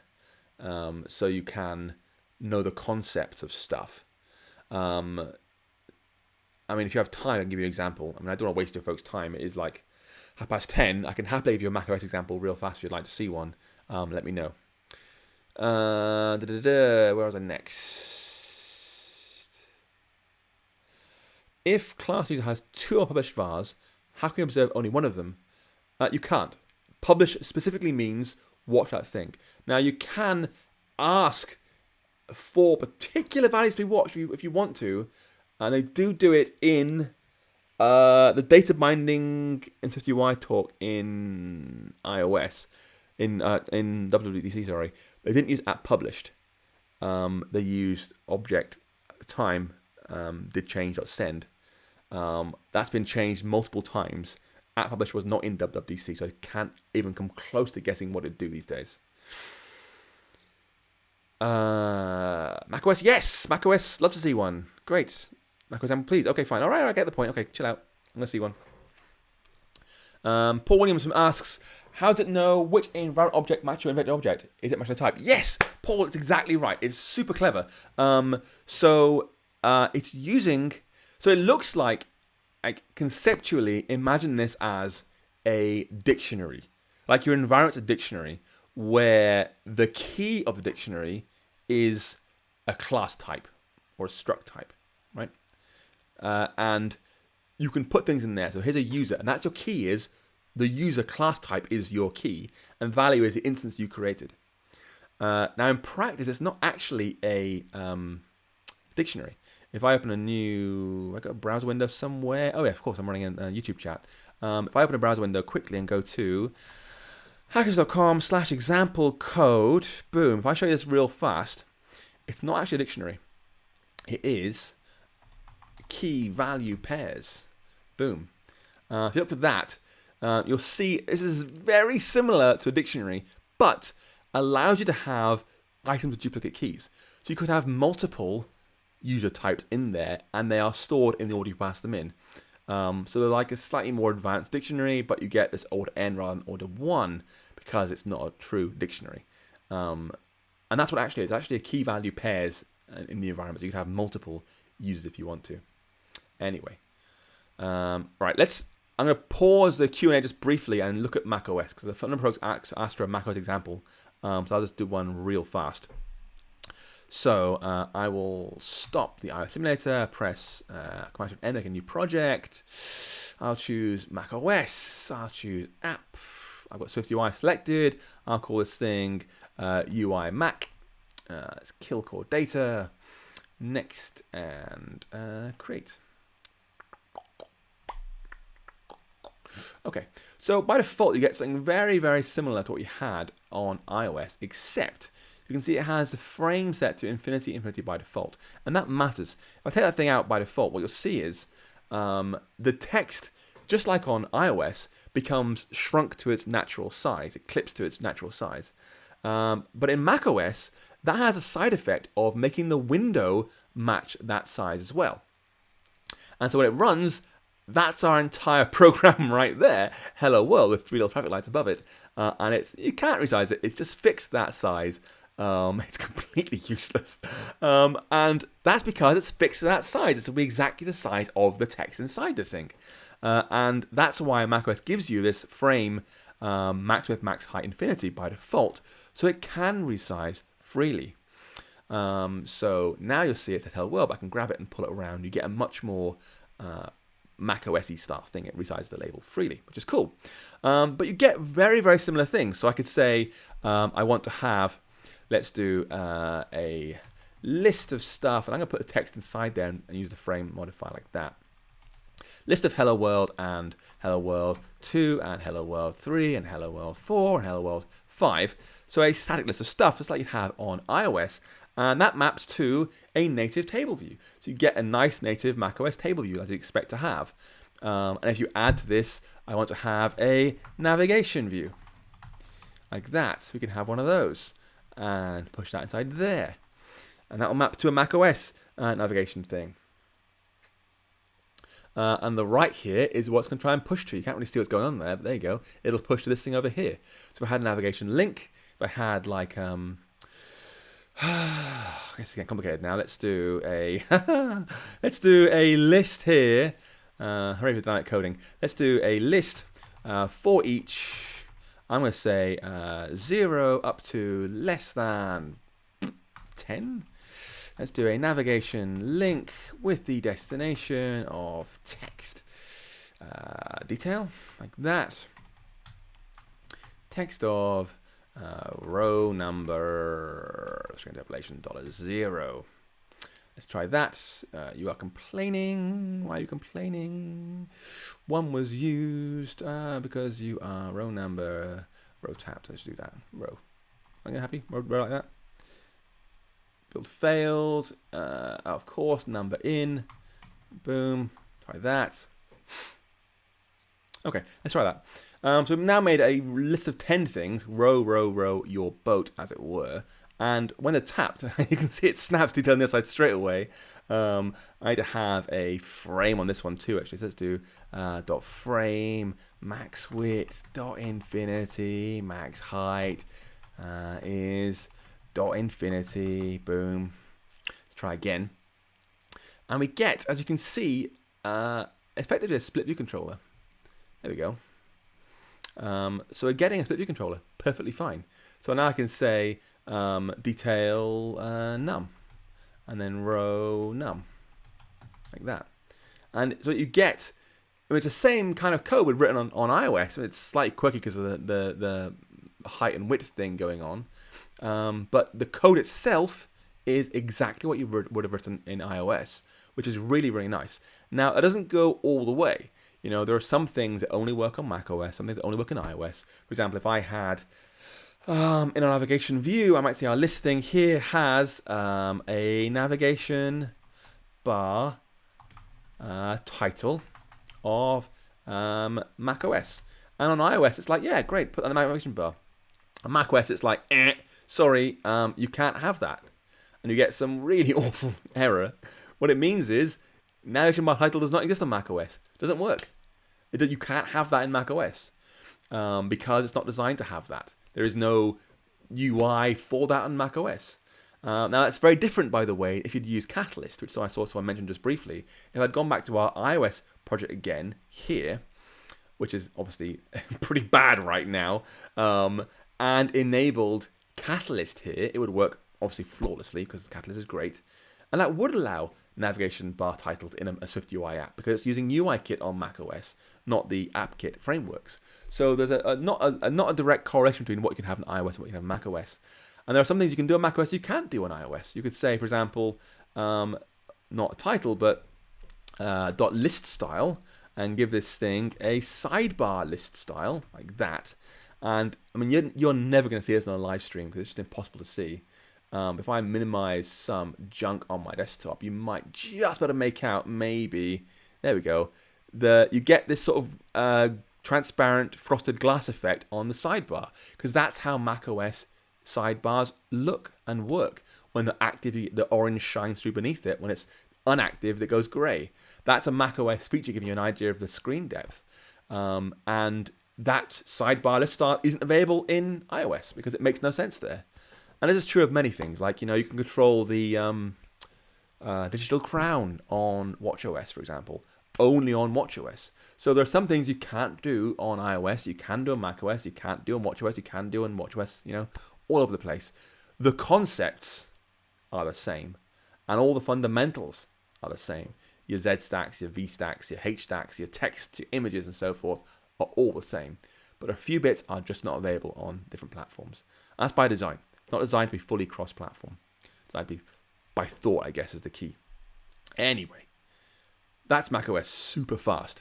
Where were we? Oh yeah, we're talking about environment objects. Yes, and how it uses key value pairs to pass things around. Just super cool. I love it very much. That's a rather random question, Zane. Sorry, not really available for a SwiftUI sort of thing. Anyway. Andrea, is off topic, but no, it does not in any way influence or impact SpriteKit is the answer. Nice and easy one. Okay, let's look at a few more last things. Oh, that's a good one, Louis. That's a good one. I wasn't going to cover that. Let's add that. I'm going to do some more stuff first, just for a minute, and then come back to that one, because it's very interesting, because core data is exciting in SwiftUI. And not in any way as powerful as you might like. In fact, your question is particularly problematic. Anyway, yes, let's scrap what we had. Let's go back to the starting point again. Goodbye you, goodbye you, goodbye all down here. Goodbye this whole Vstack. I'm going to have text hello world again. Boom, like that. And then in our scene delegate, we'll just scrap this code here again, basically undoing what we had before. Back to sort of a clean vanilla SwiftUI. That should hopefully compile and run again, all being well. Let's find out. It's like lightning fast compilation times. I'm really hoping, by the way, that in like a month we'll see a Mac event from Apple. credit card at the ready. Let's buy new Macs. I'm ready for a new Mac. I mentioned that the rendering of SwiftUI is brilliant. I mean, they've done a really wonderful job. And this is why I think what folks need to understand about SwiftUI is they haven't gone to cover as much of UIKit as possible. They've gone a very, very small, narrow subset of UIKit, but they've done it really, really well. The bits I've chosen are incredibly good. Bits you haven't chosen, yeah, you're out of luck. Collection views, no. Anyway, so you can do some really wonderful things. So let's go back to what we had before. We had like AtState var slider amount is 0.0. And then a Vstack, we had a slider with the value of slider amount. And this time I'm going to add a range. It was 0 to 1. I'm going to add the range 0 through 10. And then our text, hello SwiftUI, like that, in our Vstack. You should see one above the other, all being well. Boom. Now I'm going to add a slightly larger font so you can see what's going on with that title, like that. Okay, great. Now what I want to do is I want to have this slider, as I drag it around, it's going to blur our text. And there's actually a dedicated modifier for that in SwiftUI. We can just write .blur and apply a radius. Now, one of the many annoyances in SwiftUI, and I believe now it's too late to change this, which is really annoying, is that they still use CG float sometimes. Not all the times, just sometimes, just to annoy me. And so you'll see sometimes things CG float. Sometimes they're doubles. Yay! Just pick double already. Come on. Anyway, blur. The radius I'm going to attach to slider amount. Now, as you saw, this thing needs to be a CG float, not a double. I'm going to make this thing exactly a CG float. Otherwise, I'll be very, very angry because it wants a blur to be in CG float for reasons known only to Apple. And when I run this code back, you're going to see we're going to get real-time, lightning fast swipe to blur for our labels. I mean, it's instant. It's lightning fast. And it's just baked into SwiftUI. That label is just now blurred. And it'll carry on being blurred. You can spin it around as much as you want to. It'll carry on being blurred, which is wonderful, I think, quite frankly. We could say other things as well. We could say, I want to blur this thing, but I also want to have a rotation effect. And this thing works in angles because you can use degrees or radians. So I'll say there are some degrees. This one's a double because lol. I'm going to say our degrees will be double. The double value of slider amount multiplied by 36. So between 0 and 360. And when I run that back, we'll now get those two effects combining. We're going to get this text field. I grab it and pull upwards. It'll get bigger and round and round and round and blurrier and blurrier and blurrier. That's fully blurred and fully spun around. It's super fast and all being drawn native with core animation. Just really, really nice. There's more effects. We could say, I want a scale effect. Make this thing bigger or smaller. This one's a CG float because, lol. By our slider amount. And now, as we drag it upwards, it will blur, spin, and scale. Like that. Like that. Perfect. Down to little nothing at the end there. Pop. It's extremely, extremely fast. Honestly, they've worked so hard on this one. It's really gorgeous. It has shadowing, like baked in, native, really nice shadows. Like I said earlier, when you transform something with a shadow, you get a new object with the shadow applied. You can have a shadow, then a shadow, then a shadow, and a shadow. Make multiple shadows if you want to. Doesn't really matter. It's really, really nice. So I'll say we have a shadow using the color.black with the radius of slider amount. Like that. So now we'll get increasing amounts of shadow. In fact, let's do red, so you can stand slightly more than our black text. So now it'll add increasingly wide red shadows as we scale upwards. I can't even see it anymore. Let's maybe take some of these things out. We've got too much going on here. Let's kill that one. There we go. We have font title, color red, slider amount like that. Let's try again. There we go. Increasing amounts of red shadow as you drag the thing around. Absolutely brilliant. And last but not least, you can change opacity, of course, freely, just like you would do on UIKit. Let's say this is actually a double again because reasons. We're going to say this thing has the opacity of 1 minus our slider amount divided by 10. So as we drag left and right, it'll go between 1 and 0. So we have Hello SwiftUI, and it'll just fade out freely like that. As you can see, this thing looks like a UI kit label, but in practice we don't care what it is. It's being rendered natively by core animation with blurs, with rotations, with scales, with shadows, with opacity, with different font sizes. There's all sorts of things you can do with this. It's quite beautiful. And that's our tour of SwiftUI. That has been about an hour and a half of SwiftUI so far.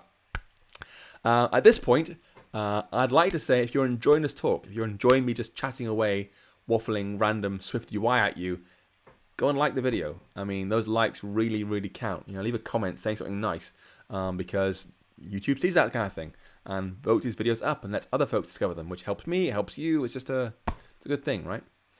So you do that now. Go and like the video now, otherwise I'm not going to continue. go on, anime. Go and like it now. Oh, requests are coming in already. Char animation. I guess you mean character animation, like having Hello SwiftUI, different kinds of things. Yeah, I mean, what you'd do is you'd make each letter its own text and animate it individually, because you can do that just fine. You know, you can say things like, am I brave / stupid enough to live code this? I'm not really. But I'm feeling brave and feeling stupid, so let's find out. You can effectively oh god, stupid idea. Why am I going to do this? It's a stupid idea. You can offset these things. You could say offset of some amount, and I'm going to do offset 0 and then our slider amount times 10 here, and that'll offset the entire string as it's being drawn.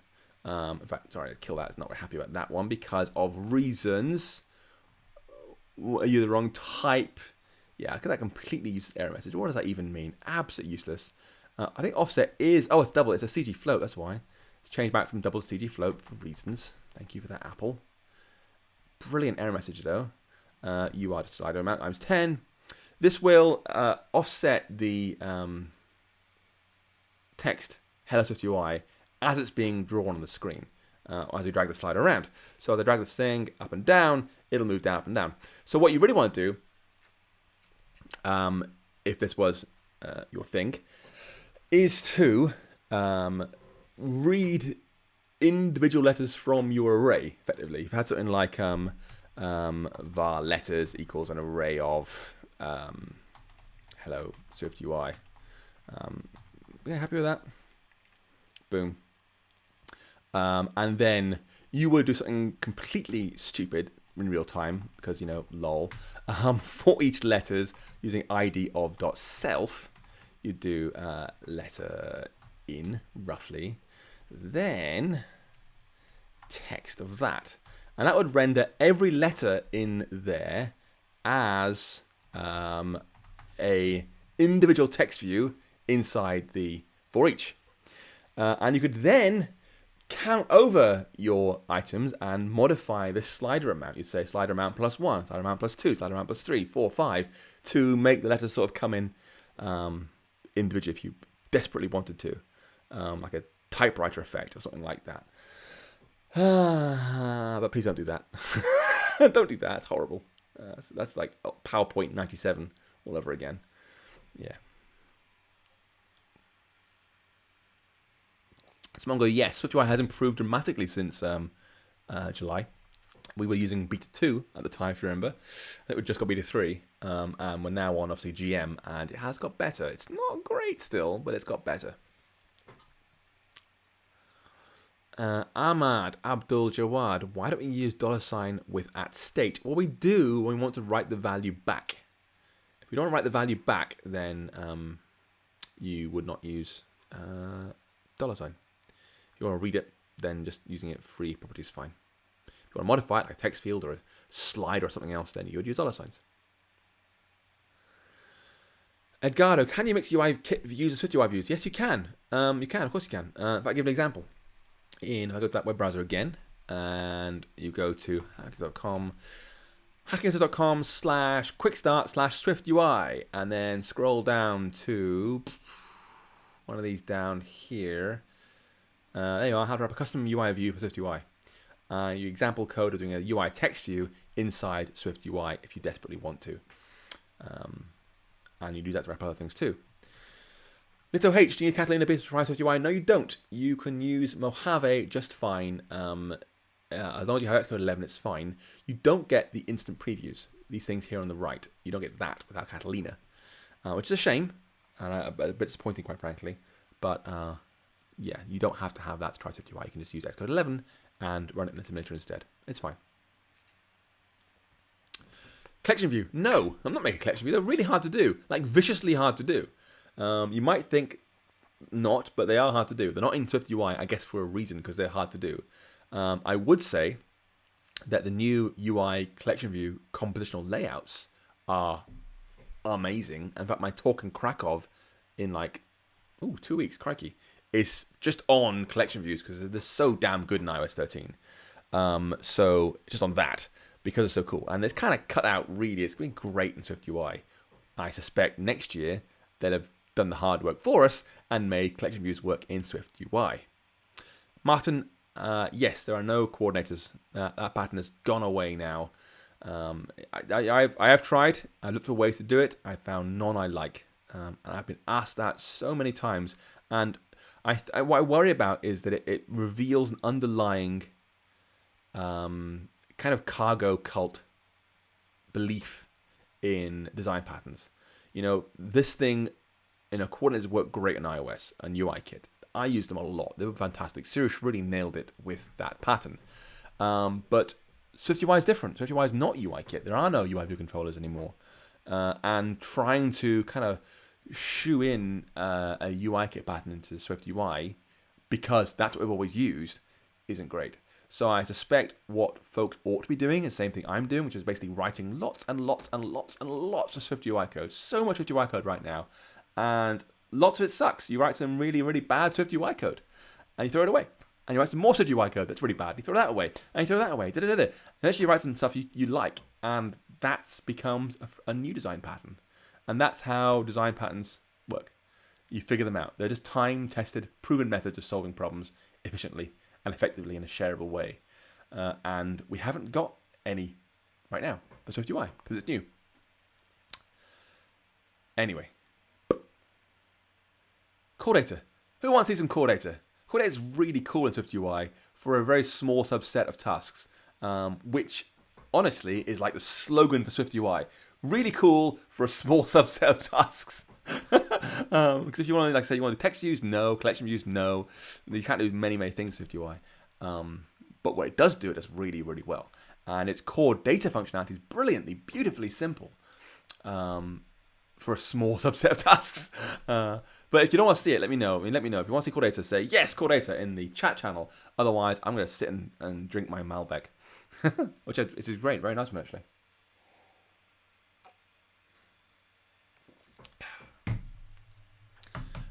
And also, I'm going to go and check out how many folks liked this damn video. You know, I'm working hard here. I don't charge for these live streams. All I ask is you go and like that damn video now and then, and live. How many folks liked it? Who liked it? Blah, blah, blah, blah. 111. That's not bad. That's okay. A few folks liked it. I might do some core data. Yeah, core data. Seems popular. Fine, okay, let's do core data. Let's do some core data. Let's first clear up all this junk. Let's clear up all this junk. And let's go back to a list of stuff. Jürgen, talk about collection views. Yes, it'll be recorded. It'll be MobiConf, and they record their talks. I might also put it on YouTube myself, but we'll see. Let's start real simple. Let's say there's a struct called user again, and this thing has a name, which is a string. And in our content view, I'll say there is a users array which contains user name is Taylor, user name is Adele, oops, commas of course, and user name is Justin, just like I had before. And we'll put these things into a list I'll say there is a list. There is a for each that goes over all our users, identifying by the username, user in, text, user.name, more or less. And this should make a simple dynamic list of data showing, all being well, Taylor, Adele, Justin. Let's have a little think of my apparently decrepit old laptop. Cannot preview. Come on, you can do it. You can do it, Xcode. Yes! Taylor, Adele, Justin. Amazing. This is obviously fixed data, right? And we don't necessarily want that. And I actually made this application template in Xcode using the single view app template for iOS. And I checked the box saying use core data. And when you do that, Xcode does a few things for you. First, it gives you an empty data model definition here. We can add your entities, add your attributes, and so forth. It then, in the scene delegate, it writes this property, where is it? App delegate here, sorry. It creates an NS persistent container property, which loads our container, that model, into RAM at runtime. So it's ready to work with core data. And adds a little method, save context. But importantly, and this is a hideous bit of code, so prepare your eyes for this. This is Xcode's code, by the way. This is not my code, it's Xcode's code. Importantly, in iOS 13 now, your app delegate is actually a fairly simple little beast. It used to handle all sorts of things, like your thing came to the foreground, going to the background, yada, yada, yada. And with iOS 13 on iPadOS, there's now multiple Windows applications running side by side. You have many instances of your application running at the same time. And so app delegate has been split in two. We have app delegate plus scene delegate. And a scene delegate is responsible for making new windows. Here's a new window with stuff inside. So our app delegate holds the data, our core data container with our context, and our scene delegate creates new windows. And here, down here, it makes our content view for the window. And here on line 23, this is Apple's own code again, it gets up our delegate, forcecasts as app delegate, reads its container for core data, then reads the manage object context out of there, putting that into a temporary constant here called context. It then injects that into the SwiftUI environment, which means any view that wants to have the manage object context can just ask for it. It's shared absolutely everywhere. That's what it's doing.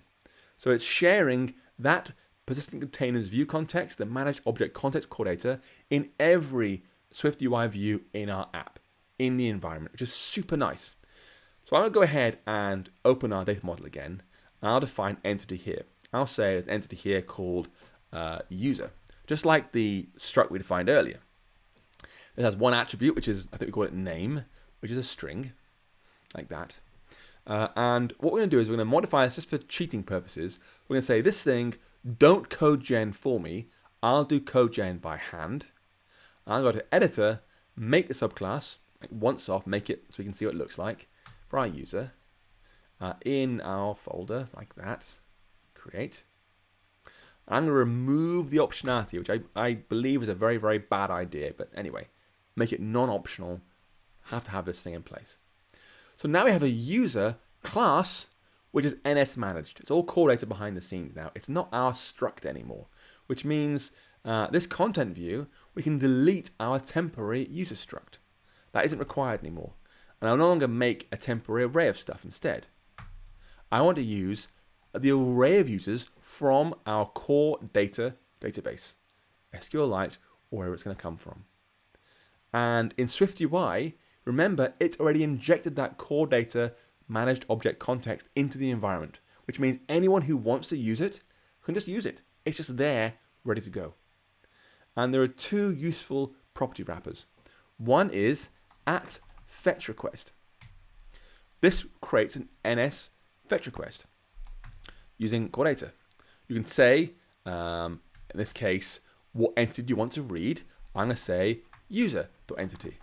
Read our user, please. How do you want to sort it? I'll do open and close brackets. I don't want any sorting. So it's going to go ahead and read out the user entity in our content view as a fetch request. I'll call this thing var users, its type is fetched results of user, like that.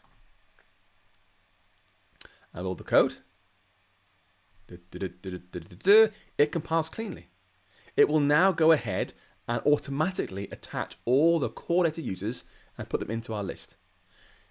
Let's show it off. I'll do a Vstack with our list, like that, boom. And below the list, I'll have a button saying add example user. This will say let user equals a new user. As you know, when you create a core data class, it has to know the managed object context. We can read that from our environment. We can say at environment using the key dot managed object context var mock, whatever you want to call it. Read the managed object context from the environment and store it in this property here. So I'll say create a user in the context self.mock. Then we'll say user.name is Bilbo Baggins, and then try self.mock.save. Attempt to save the managed object context with that new user in place. I'll press Command R. Let's see how this works. Empty table, our example user. I press add, just slides in. Bilbo Baggins, Bilbo Baggins, Bilbo Baggins. Slides them all in, like that. Done. That's it. It's remarkable. I mean, there's almost no code here. All we're saying is this list of users is attached to the fetch request for users. There's no sorting. Add one. It adds it. It recognizes its change, refreshes the view, the list updates, slides in automatically. It's really, really nice. And, you know, I remember thinking when SwiftUI launched, if there's a SwiftUI to UI kit, what is a SwiftUI version of core data? What would they transform core data to do? It'd be a native Swift framework. And they haven't had to. They've just basically wrapped it up in these fetch request properties to do things like predicates and sort descriptors and similar right there in this property wrapper, which is really, really nice. And it's great because if you're using this for each, we can actually have deleting as well. You can delete things from the core data, trivially by just having an onDeletePerform modifier for the for each. So it's remarkable. Honestly, they've done such a good job with core data. It looks really, really nice now. It is limited. You can see when you're doing your fetch requests, these are the things you can do. An entity, an exact NS fetch request you've personally made, or some sort descriptors. Not a lot. It's not exactly that flexible, right? But that's fine. It's not designed to cover every possible case. It's designed to cover the majority of cases, adding, removing, futzing with stuff. It does that really, really well. So that is SwiftUI and core data in like a few minutes flat. I think it's really great. And it works, by the way, perfectly well, identically to that on macOS and watchOS and similar. The code is identical, which is really, really cool. Good job, Apple. All right, I've had about 2 hours of waffle now. This is me just throwing SwiftUI at the screen and hoping some of it sticks.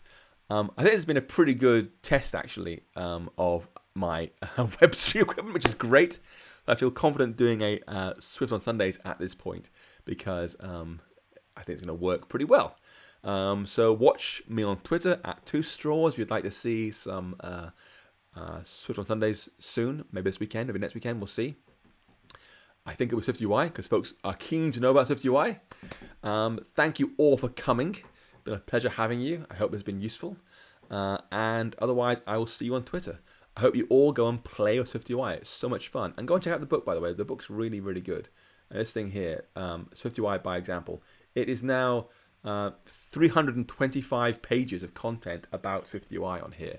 This is a complete project. There's a massive video of this, by the way. You can go here and just play step-by-step videos for environment objects and similar to walk through SwiftUI.